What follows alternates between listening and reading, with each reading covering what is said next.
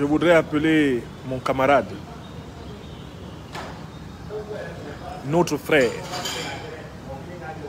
le ministre togolais des Affaires étrangères de M. Faure Gnassingbé, Robert Dussé comme là, je voudrais l'appeler à demander à son patron de soulager aussi nos frères et sœurs prisonniers politiques en souffrance au Togo. On peut critiquer la dictature de M. Gnassingbé avec raison. Mais on ne peut pas nier que ces 7 derniers mois, ici au Mali, il a joué un rôle positif pour désétrangler le Mali en résistant notamment à la pression nocive d'Alassane Dramane Ouattara et du néocolonialisme occidental qui voulait définitivement étrangler le Mali. Mais on doit profiter de cette occasion pour dire à notre frère Robert Dussé et à son patron, c'est bien de contribuer à la paix entre les peuples frères ivoiriens et maliens. C'est bien de contribuer à trouver une solution pour que les pauvres militaires ivoiriens utilisés par Alassane Ouattara à des fins privées, comme mercenaires, éventuellement recouvrent la liberté. Mais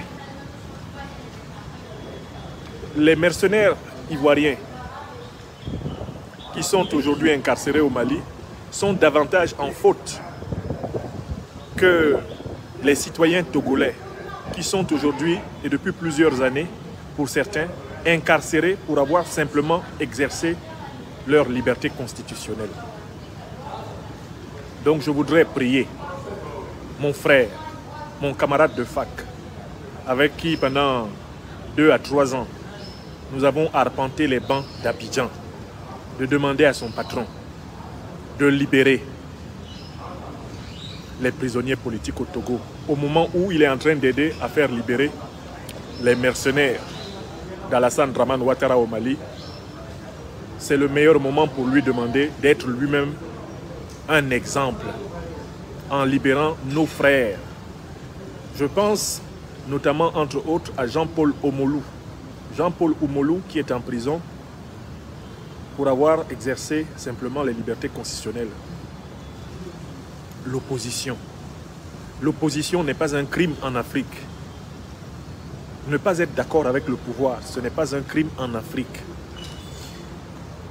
Dès lors que l'opposition se déroule dans le cadre du droit et dans le cadre de la vérité, justice, de la solidarité, elle doit être respectée.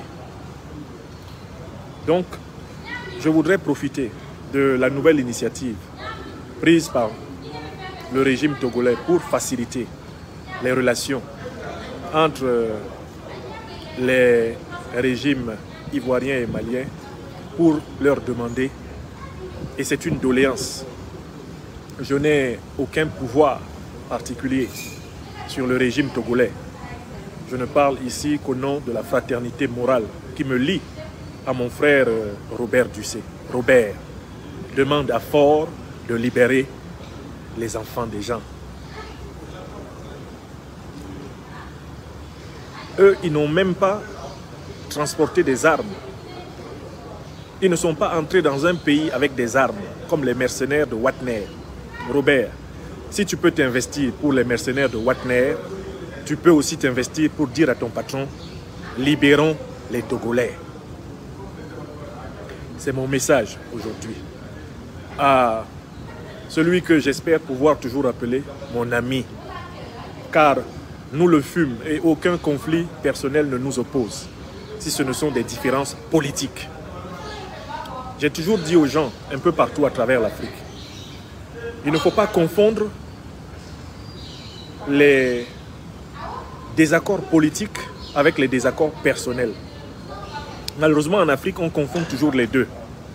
Ce qui fait que nous avons du mal à redevenir une grande civilisation politique. C'est la confusion entre les désaccords politiques et les désaccords personnels. Dans la langue latine, qui est très riche, il y a 2 mots pour désigner 2 types d'ennemis. L'ennemi privé, le latin l'appelle inimicus. Écrivez ça. l'ennemi privé, on l'appelle inimicus. I-N-I-M-U-C-U-S. Inimicus. Écrivez ça, mes amis. Quand tu as un problème personnel avec quelqu'un qui devient ton ennemi dans ta vie privée, le latin l'appelle inimicus. Parce que ce qui se passe entre vous, ça s'appelle l'inimitié. Mais l'inimicus n'est pas à confondre avec l'ennemi politique. Le latin l'appelle hostis. Hostis. H-O-S-T-I-S. L'ennemi politique, c'est-à-dire celui dont la conception politique est perçue par moi comme étant un danger pour le parti politique, pour la famille politique à laquelle j'appartiens. L'autre problème en Afrique, c'est que nous confondons les ennemis politiques, donc les hostis, H-O-S-T-I-S, hostis, avec les ennemis privés, les inimicus, I-N-I-M-U-C-U-S. Dès que quelqu'un n'a pas la même opinion politique que nous, nous avons tendance à le transformer en un ennemi personnel.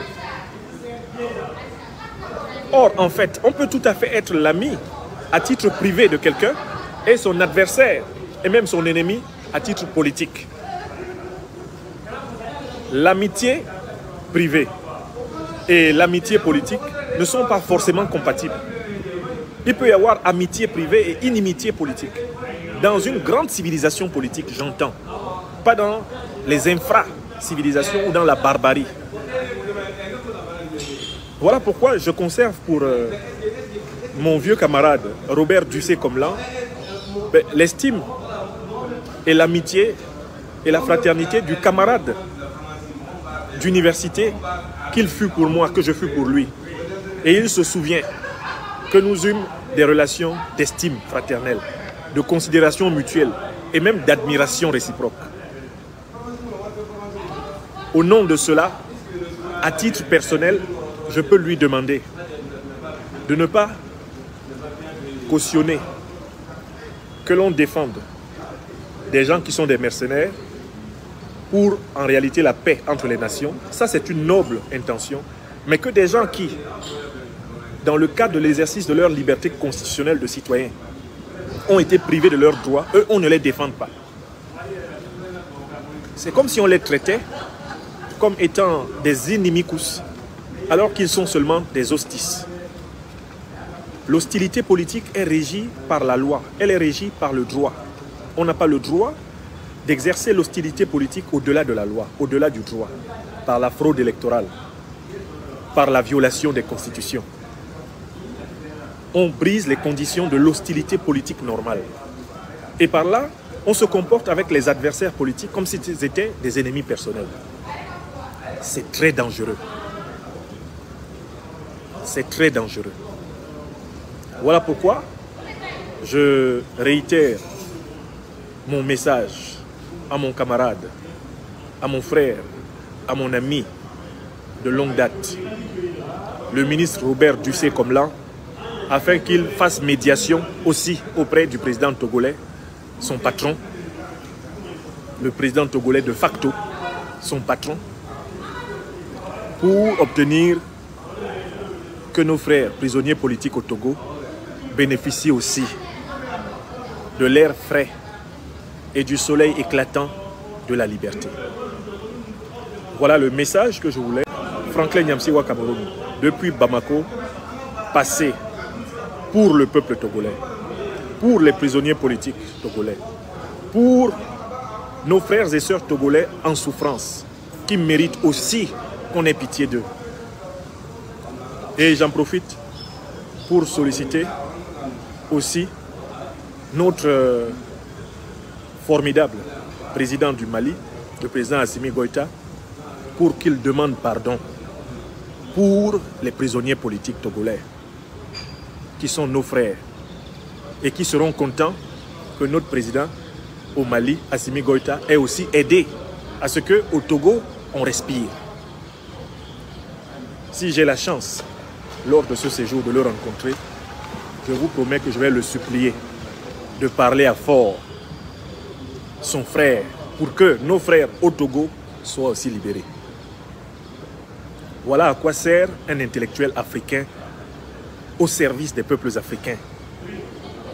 Là où il faut demander, il demande. Là où il faut dénoncer, il dénonce. Là où il faut écouter et apprendre, il écoute et il apprend.